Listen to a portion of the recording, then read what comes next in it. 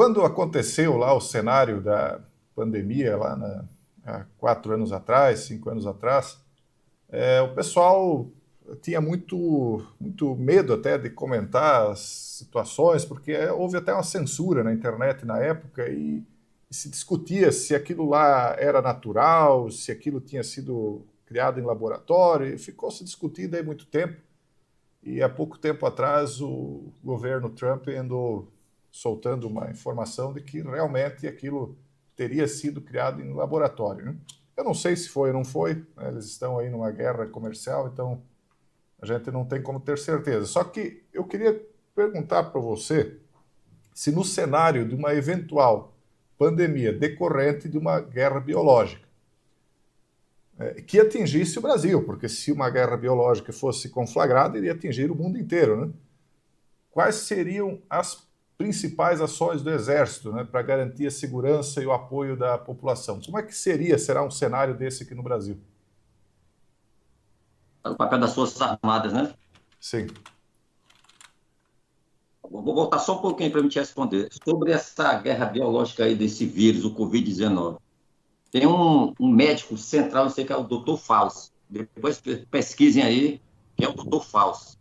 Esse cara, o Trump está na cola dele e a vida dele não está muito boa, não, lá nos Estados Unidos. Vamos chegar nele. Ele tem relação direta com vírus, China, indústria farmacêutica. Mas vamos lá para o lado de cá.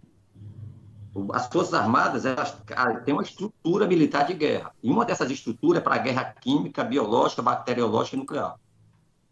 O Exército tem a unidade deles e a Marinha também tem a nossa. Claro que isso aí, tipo assim, para os grandes eventos, foi o suficiente. Eu participei das Olimpíadas, da Copa, do Jornada Mundial da Juventude, Pan-Americana, esses grandes eventos. O Brasil se destacou. As pessoas não sabem a capacidade das Forças Armadas brasileiras, mas em termos de referência de tropa, de chegar e fazer, sempre a gente fica entre os melhores do mundo ali quando realmente se tem comparação. Não estou falando de o melhor míssil, o melhor avião, estou falando da tropa em si e a organização, né? E no ponto de vista de preparo para a defesa química, biológica e bacteriológica, a Marinha se antecipou, o Exército, desde 2008 começou esse trabalho. A gente tem muita coisa. Claro que numa guerra total, não tem hospital que dê jeito, porque a radiação ela é instantânea. Você vai salvar muitos e vai morrer milhares que não poderão ser salvos, né? Essa é que é a realidade. Não adianta esconder isso aí. O melhor local, a melhor defesa é ter abrigos. E o Brasil não tem essa cultura de abrigos. A população da Suíça, quase 90% tem condições de ficar cobertas, aliás, 100%, porque os abrigos da Segunda Guerra Mundial foram refeitos, melhorados e colocados suprimentos. A Bélgica também está fazendo isso aí. O leste europeu tem essa cultura, a Europa em si. O leste europeu também tem muito essa cultura. A Rússia, para quem não sabe, tem mais de 20 bases subterrâneas gigantescas. O projeto russo são de 5 milhões de russos cobertas abaixo para sobreviver até por 10 anos. Criança, jovem, cientista, estrutura, a cadeia de suprimento. Tipo assim, eu estava até te falando isso ontem. As pessoas não têm noção como é feito o lápis, o grafite, o lápis. Se pegar a população mundial agora, o cara faz um lápis para mim, ninguém vai saber como é que começa, qual é o minério, onde é que pega, como é que faz a prospecção, qual é a máquina. Pô, vai escrever com carvão, mas não vai conseguir fazer o lápis. O que a Rússia fez? Ela pegou desde a concepção, qual é o minério, com a máquina, tudão, e guarda debaixo do chão. Porque se tocar, ela vai ter que levantar tudo de novo, prospectar qual é a máquina. Então, eles têm essa preocupação, entendeu? Então, é isso aí. É, A Rússia tem uma quantidade maior de empresas, indústria que fazem esse tipo de trabalho de prevenção para catástrofe. A Europa também tem, Inglaterra, porque eles vivem em guerra. O Brasil, na América Latina, o Brasil é 0,1. cara, mas uma coisa que me passa pela cabeça é o seguinte: Não é total, não. opa, desculpa, ele cortou um pouco o áudio. O que eu ia te perguntar é o seguinte: o Brasil ele não é acostumado a estar em guerra, né? O brasileiro, pelo menos, né? Vocês já participaram de missões internacionais, então vocês têm uma noção exata do que é uma guerra, mas o brasileiro comum não faz muita ideia, né? É como tu falou, hoje o brasileiro, ele não. Talvez se tivesse que montar um lápis, não sabe nem do que é composto.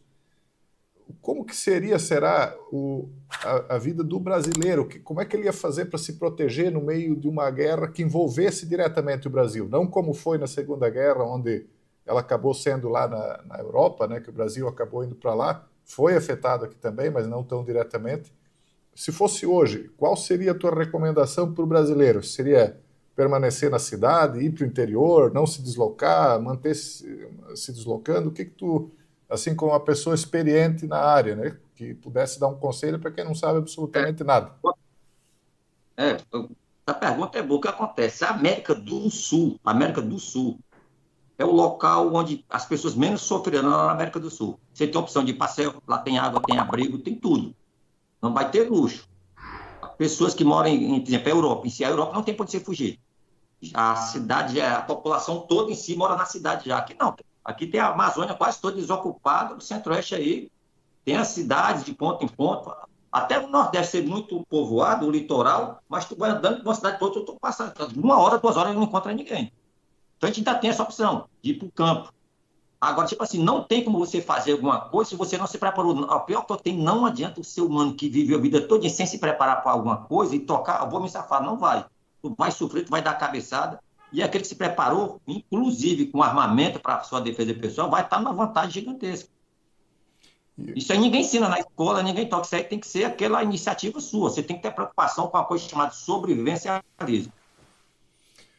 O brasileiro ele é muito largado. O brasileiro é o seguinte, ó, hoje, vivi hoje, amanhã é outro dia e caçar. E se tiver futebol e carnaval, então ele não quer nem saber se está caindo meteorito.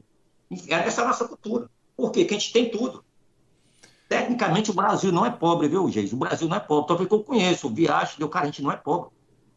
O nordestino, o pessoal fala que o nordestino é pobre, mas todo nordestino do interior ele tem uma casa e tem terreno.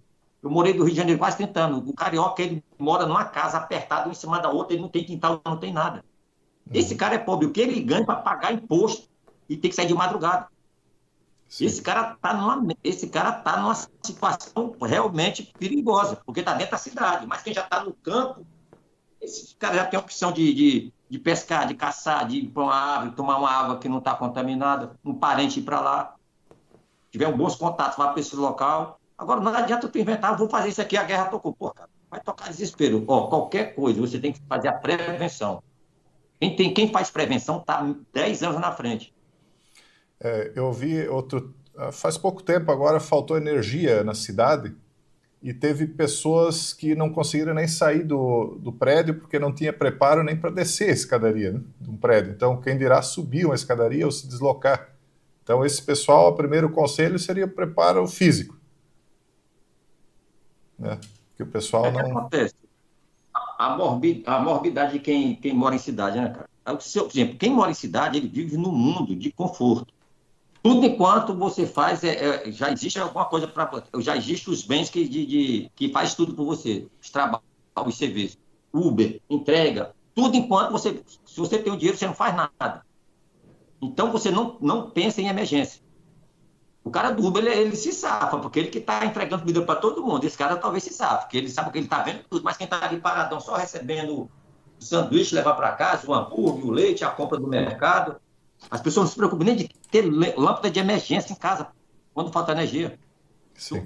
Quando falta energia no Brasil, uma cidade qualquer, por exemplo, Fortaleza, faltou energia. 98% da população não sabe o que fazer. Não sabe fazer, ninguém tem lâmpada de emergência, ninguém nunca parou, pô, vou descer a escada aqui no escuro, nunca fizeram isso. E não sabe para onde é que vai. Não se prepararam para isso. E fisicamente eu não vou nem tocar no assunto, porque isso é individual. Pô, não é para a mulher, não é da mulher estar fazendo a educação física. Hoje em dia a geração já faz. Mas você não vai exigir que uma senhora, um senhor faça educação física, né? Mas o trauma todinho está se antecipar às notícias, viu, gente? Tipo assim, a China tem essa confusão com os americanos. A Índia está com o Paquistão, que já está em guerra realmente. Não está em guerra total, mas está aquele conflito local ali. O Oriente Médio, desde 5 mil anos atrás, que esses caras não param de ter guerra. O Trump não vai aliviar para ninguém. A Rússia não recua para ninguém. A gente nunca teve tão próximo de várias nações dar o disparo errado e começar o pau. Sim. E o Brasil não fica fora, porque aqui o Brasil está de frente para a Ásia e para o Atlântico, porque se olhar o mapa, a gente está de frente para eles assim, ó. Vamos bater no Índico, lá onde está o conflito. E o ponto mais próximo para atacar o Oriente Médio e a área do Pacífico ali é saindo do Brasil. O Índio crescendo aqui pelo Brasil. Já estamos debaixo da África ali, só a partir já chega na Índia, onde está aquele conflito todo ali. Entendeu? E aqui é base, sempre aqui foi base americana na Segunda Guerra Mundial, Fernando de Noronha, Fortaleza, Natal. Eu que servi em Natal 5 anos, as ruas lá é tudo nome americano, é Rua 1, Rua 2, estava em inglês antigamente, eles botaram hoje em português. Rua 1 era Fourth Street, entendeu? Tudo era assim.